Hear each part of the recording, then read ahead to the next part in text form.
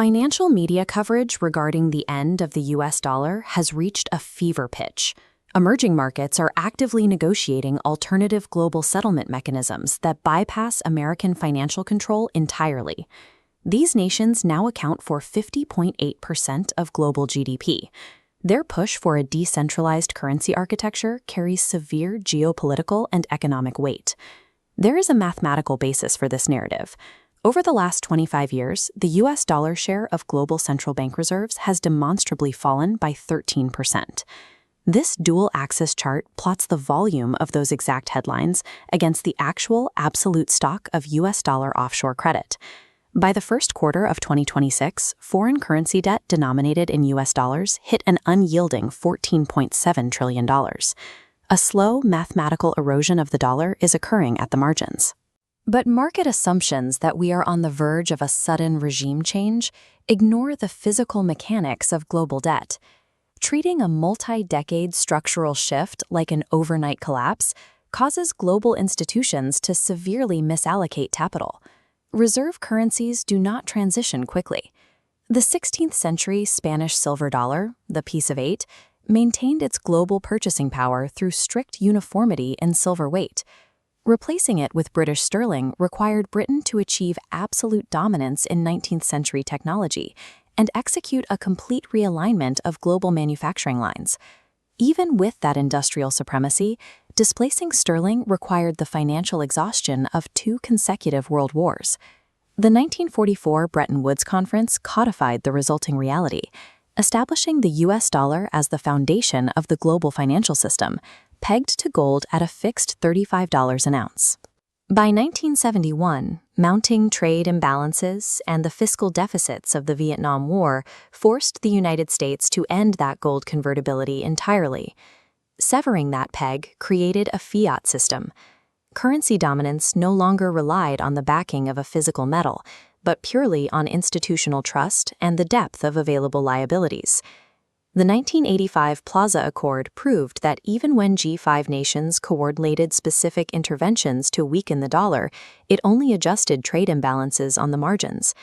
Transitions of this magnitude demand catastrophic geopolitical realignment and decades of industrial shifting, not just fluctuating trade deficits. Data from the Bank for International Settlements records $47.6 trillion in global cross-border bank credit as of early 2026. This proportional area chart compares outstanding foreign currency debt. The dollar holds $14.7 trillion, but the euro's $5.1 trillion is growing faster. Between late 2022 and early 2026, the euro's share of global credit climbed from 22 to 28%. Emerging market and developing economies are rapidly expanding their economic footprint, and their specific borrowing habits are actively accelerating this shift. Inside those emerging markets, the euro's share of foreign currency credit grew from 14 to 18% in a 4-year window. The dollar is losing ground, but that loss is highly concentrated within specific emerging market growth corridors, rather than a coordinated global dump. That erosion hits a hard mathematical ceiling when examining the absolute scale of the dollar's offshore credit, sitting at an immovable $14.7 trillion. Look at the breakdown of that figure. 55% of total offshore credit is held entirely in debt securities. This creates a requirement known as liability matching.